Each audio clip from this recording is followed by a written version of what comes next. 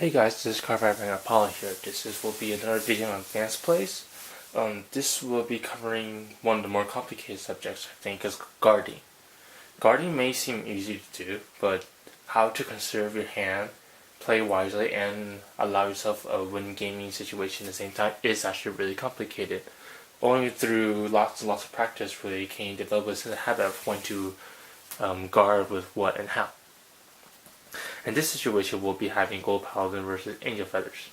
This will be Angel Feathers' turn to attack, and Gold Paladin player will have to guard these attacks in a real life situation. So most likely case scenario in the first turn is if they goes right to attack, they'll have the 8,000 piece burst shard attack the special interceptor in the main line. You could also aim for your other interceptor, as both units do have 8,000 points only, but the main line is a special interceptor, which means that if it intercepts, the shield bonus gets another 5,000. So it would be wiser to aim for a card that can potentially guard it the most. Now, seeing that it only takes a 5k card to guard this attack, rather than a 10k potential guard that the main line provides, the most likely situation is that you will be guarding this attack. The question here is, how will you guard this attack? You will most likely not use a 10k shield to guard the attack, because that will be overguarding, which means using a higher number of shield points than necessary to guard an attack. So that leaves you with two options in this case. First case scenario, you can intercept with the other card. Now, what the interception does is that it costs you one attacking unit, but at the same time provides you the 5,000 point shield. So you have to ask if the loss of an attacker unit is worth guarding that shield point, especially since with the draw you may or may not get an attacking card.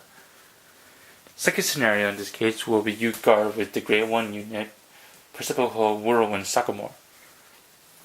Now, if you guard with this card, it's also enough to block an attack and not because they're overguarding.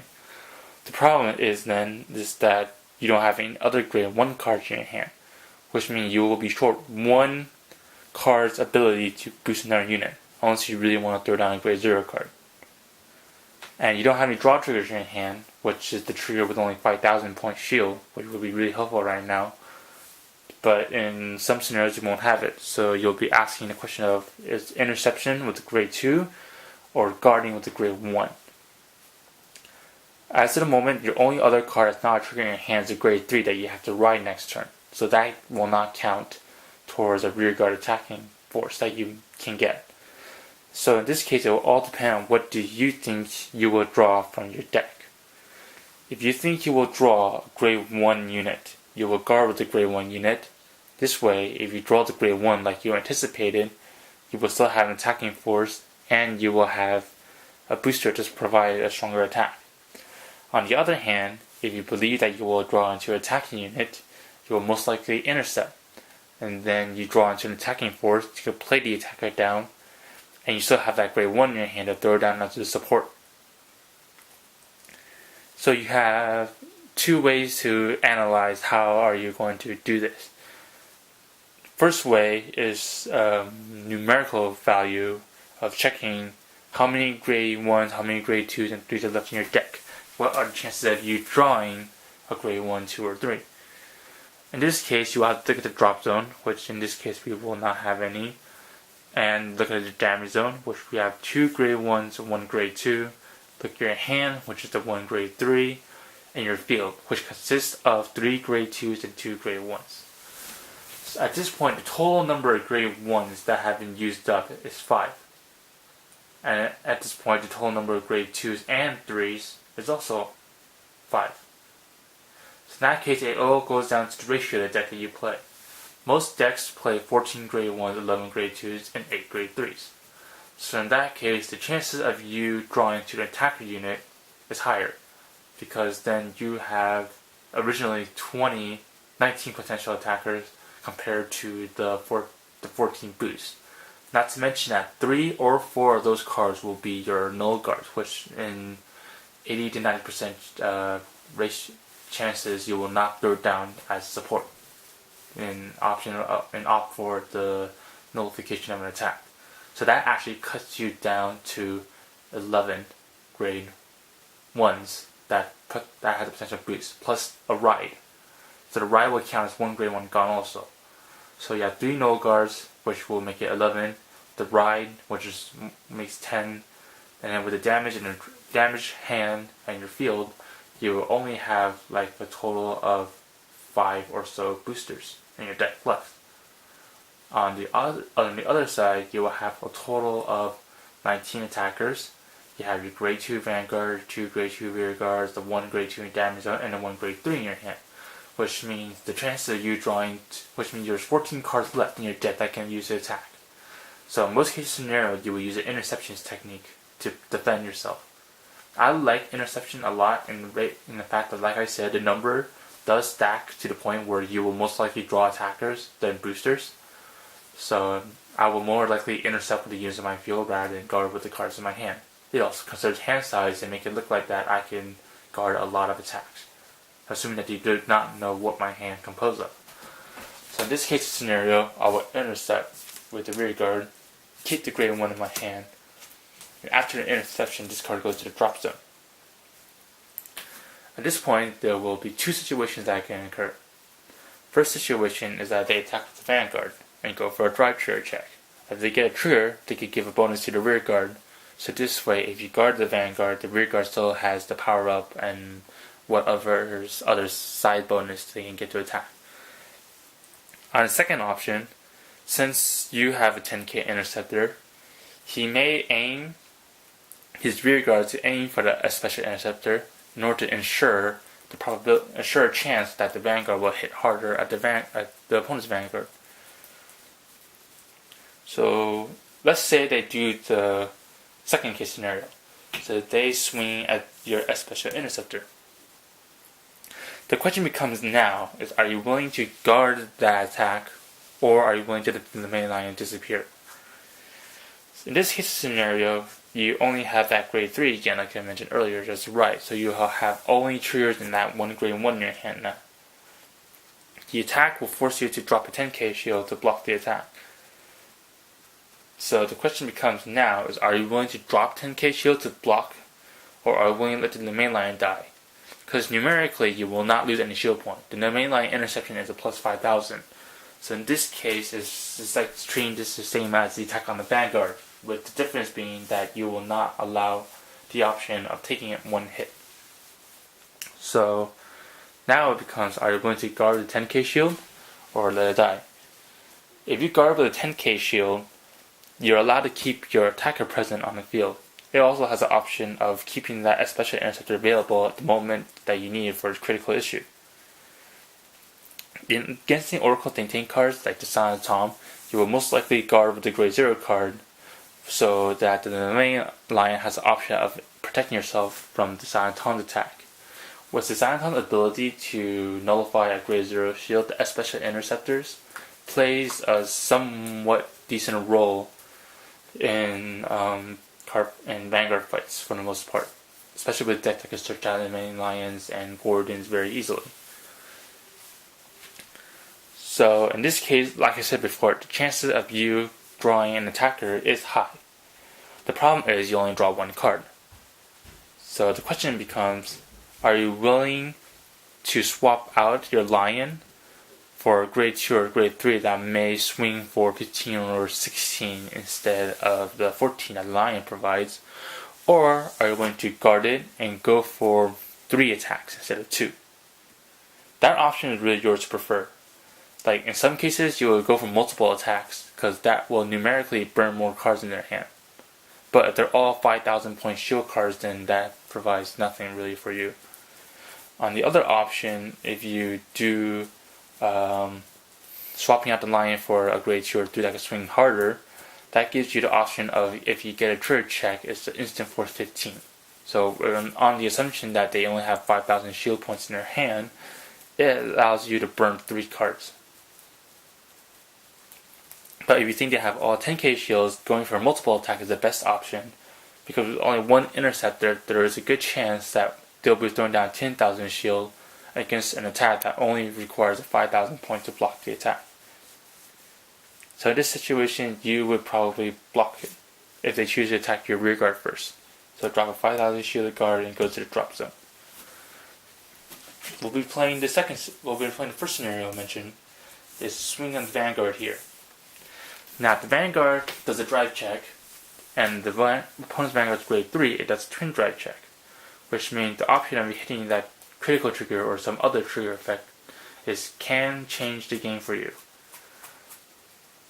Now, you can guard with a 10,000 point shield, which will be enough, because in that case it will be a 15 attack versus a 20 shield. But if the drive check hits critical or some other trigger, to add the bonus power to the Vanguard, which means the attack will break, because on the same point attacking and defending, the opponent that attacks always wins. There's no harm from attacking a stronger unit. If it's a tie, the attacking unit wins. So the question becomes now, are you willing to drop 15, are you willing to drop 10, or are you willing to take a damage? At this point, you only have 3 damage. So in 99% of this situation, you will allow the Vanguard to hit. And then on the assumption that the opponent does hit a trigger, you would be able to guard a rear guard attack at least. So let's say that they've been hitting not that many triggers in the first few moments of the game, which means the chance of them hitting a trigger is actually really high. In that case, you will allow the attack to go through, unless you really want to make sure you don't want to hit fire damage, or so. So if you let the Vanguard hit, Vanguard does a drive check, and it's a critical trigger, which means now the critical effect goes to the Vanguard and power goes to the rear guard. So you'll be taking 2 damages. So in that case, you'll be having 5 damages now, and you're forced to guard this attack, 15. In that most likely situation, to save your hand, you will use a grade 0 and a grade 1 in your hand to block the attack, to conserve your shield point. Because the moment that you hit 4 to 5 damages, defense priority will be up, because you don't want to lose the game before you get a chance to beat them. Now the iffy question here will be when the Vanguard is a grade 3 and you're hitting the situation where you are at 4 damage. In that type of situation, you have to wonder, how is their twin drive going to work out? How will you respond to their attack? At this moment, their Vanguard can swing for a total power 19. 10k numerically is enough to block the attack. 15 is enough to prevent one trigger from going through. The question becomes then is, are you willing to let them get stacked triggers, and on the assumption they put it all to the Vanguard, may or may not cause a defeat on you? In this case, if you're really confident that they will not hit 2 triggers, or you are sure that the player is very defensive-like, and that conservative, that they will put the trigger to the rear guard, at most case scenarios, 15 will be enough, because then you will scare them into putting the power to the rear guard. And on the assumption that they do hit 2 triggers, then you have 2 10k shields and 1 special interceptor to deal with the attack. The question becomes though, if your hand is small, like in this case, you say you already used this card earlier, the game now is gone. So in this case of scenario, are you willing to take a chance? Because if the players like to take chances a lot, at some point that gamble will pay off. I've done that quite a few times in my local tournament where the guy had 5 or so cards in her hand, and I was like, well, I'm not going to break that hand if I'm going to play conservatively, so I'm going to put it all to the Vanguard. And I see the second check, I'm like, oh look, a critical trigger. Now the game's over because I won, because I was willing to take that chance and paid off. So the problem here though is if you think that you're going to get 2 triggers, you guard it so that the 2 triggers will not hit. If they open up their twin drive and they do hit double triggers, you realize then that your shield points here, the special interceptor and the 5000, is actually not enough to block the attack. In that case, you would lose the game because you take 3 damages unless you double heal trigger on them. So under that assumption, in this situation, you will most likely only guard so that 2 passes. Because, well, as you've seen, if they hit double triggers, either they break this shield point that you have, or they put it all on the rear guard and you won't have them to block anyway. So in either or situation, you'll lose. This gives you the option of giving you a chance of surviving the turn on the assumption that they put the power and the critical to the rear guard unit rather than the vanguard. So, some cases scenario is guarding to the pass will be the most likely occurrence, but you have to be wary of when your hand becomes so large, like just throwing in cards here now. So just like, say all these cards were in your hand as shields or whatever, because in that case, if your hand exceeds 4 or more for the most part, then the opponent will most likely take the gamble and put it all on the vanguard. Because if you think about it, if you don't take that chance, the game will last on for a long time. And at that point, it will all depend about how will you respond to their attack.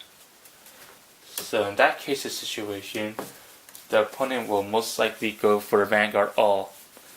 So if you have a large number of cards in your hand, I relatively highly recommend that you make sure that they will not get a chance to hit your vanguard. I had played a situation where the opponent had like 7 cards in their hand. It's one of my first tournament videos, if you take a look later. But the guy had like 7 cards in their hand. I hit a draw trigger. I drew a critical trigger. So the chance of me next card being a trigger was not that high. The problem was with 7 cards in their hand, even if I do put it on the rear guard, there's no chance I was going to break it. So in that type of situation, I would take the chance and put the trigger effect all onto the vanguard. This way, if I do end up being lucky enough to hit a second trigger, then that may or may not break game, despite the fact that the opponent had like 7 cards in their hand. And I did take the gamble, and it did pay off in the end with the critical trigger, the exact trigger I needed to deal the opponent 6 damage. So that's the thing about. So that's what my opinion is about guarding. It is actually really complicated, as you can tell. This video is like looks like 17 minutes and like 16 seconds right now. But yeah, guarding is a really complex situation. You have to think about how the game is going to end up, how the game has been going so far, the trigger checks, and all that other stuff is just really mind-boggling the first few times that you will think about all of this. But if you play more and more, you will get to the habit of anticipating that trigger check. And sometimes it is okay to overguard. Like I said, if you have a big enough number of cards in your hand, you might as well overguard, because the most likely then the opponent will take the chance of going for broke at that moment. If they hit that game, you will blame yourself because you had enough cards in your hand to block, but you didn't. So that's my thinking about guarding. If you have any questions about this, really just ask me about it. Just rate, subscribe, check out the video, and have a nice day. Any questions here, just ask me.